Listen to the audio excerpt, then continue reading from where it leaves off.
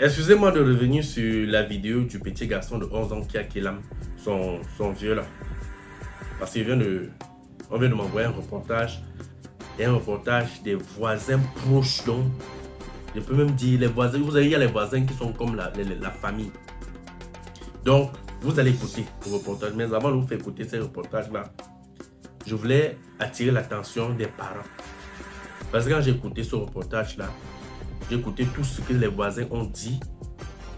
Le bailleur même, puisque celui qui est décédé là, c'était un locataire. Ce que le bailleur même a dit. Vraiment, je pense que les deux parents étaient un peu irresponsables. Et je fais cette vidéo, ce n'est plus pour vous donner l'information, mais c'est pour attirer l'attention des parents. Soyons un peu plus responsables. Contrôlons ce que nos enfants regardent. Contrôlons les chaînes que nos enfants regardent. Contrôlons les camarades, les gens avec qui nos enfants marchent, leurs camarades de classe, leurs amis et tout, leur entourage. C'est très important. Parce qu'on abandonne un enfant comme ça pour le laisser aller. L'enfant fréquente n'importe qui. Faisons très attention. Parce qu'on nous fait comprendre que l'enfant a posé cet acte. On lui demande que pourquoi tu as pris le courage, qui t'a envoyé? Il dit personne. Mais comment tu t'es inspiré, comment pour poser cette acte? Parce que l'enfant, on nous fait comprendre que l'enfant voulait le vélo. L'enfant demandait le vélo à son père. Son père disait qu'il n'avait pas l'argent. Comme il était motomane, le petit a donc calculé quand son pater était couché. Déjà, c'est lui qui puise même l'eau pour que son père se lave. Il est couché, le gars prend le couteau, il vient son vieux pour prendre l'argent que son vieux a travaillé ce jour-là. Donc, vous prenez son sac d'argent, pour acheter son vélo après. Vous comprenez un peu? Bon, on lui demande, tu prends le courage là, ou tu t'inspires comment de prendre le couteau. Il dit que c'est un film qu'il a regardé à la télé. Voilà ce qui me pousse à faire cette vidéo encore. Vous allez écouter. C'est un film qu'il a regardé à la télé. Les films d'action là, que vous laissez les enfants regarder. Les films où les armes, les épées et tout le reste là. Parfois, en bas de ces films là, on a bien écrit limitation d'âge. C'est généralement moins de 18 ans, même 17 ans.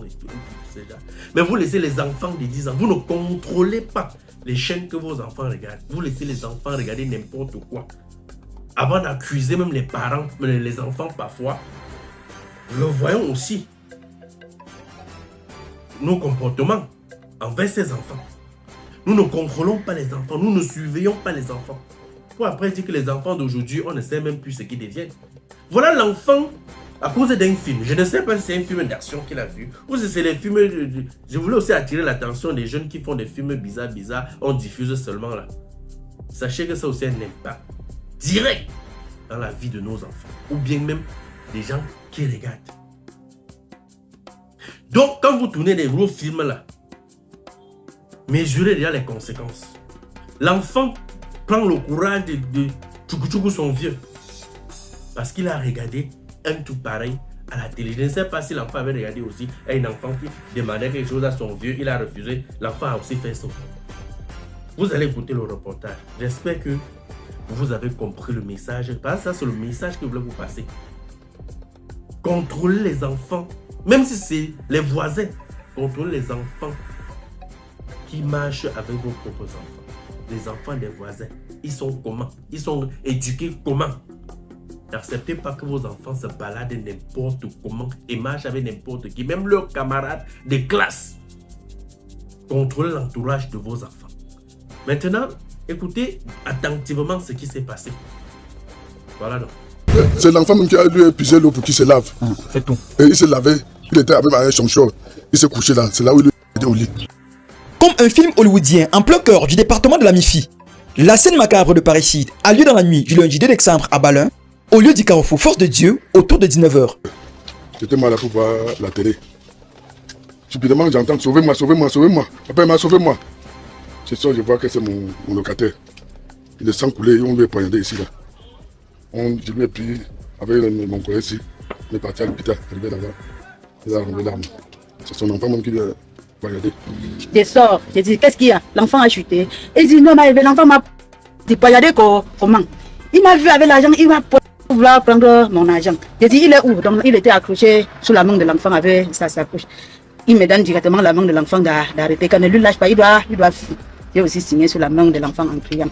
C'est quoi? Tu prends quoi à ton père? Tu prends quoi à ton père? Il dit, moi, j'aime pas moi poignarder mon père, c'est pas moi, est-ce là, je peux poignarder mon père pour prendre quoi? J'ai dit, qui est entré chez vous? Il y a un type qui est entré avec le sac, avec la machette. J'ai dit, il a donc pris le couteau où? Tu reconnais le couteau? C'est notre couteau, il a donc pris où? Il a pris sur le bidon. J'ai dit, comment un inconnu peut entrer chez vous?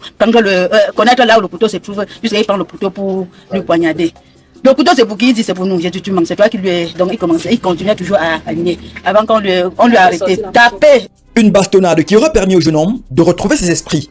Pour un vélo, l'adolescent de 12 ans qui vivait avec son géniteur depuis quelques mois seulement ne s'est point privé de charcuter ce dernier, commettant ainsi l'irréparable. Il y a quand nous sommes arrivés, on l'a tellement tapé puisqu'il était attaché. Il nous a fait comprendre qu'il voulait l'argent pour acheter le vélo. Le vélo? Oui, le vélo. Et on lui demandait que, est-ce que tu es avec quelqu'un? Il dit non, il est seul. Je lui ai demandé que, qu'est-ce qui t'a poussé de faire ça? Il m'a dit qu'il a vu ça dans le film, à la télé. Un couteau d'une quinzaine de centimètres, enfoui en plein cœur comme un règlement de compte. Les cris de détresse du notable Bameka ont vite fait d'alerter le voisinage. La peur a désormais gagné les domiciles et les parents disent redouter plus que jamais le fruit de leur entraille. Avec nos enfants de maintenant, si tu as la possibilité que tu as fait même une maison comme ça, là, presque peut-être 2 chambres.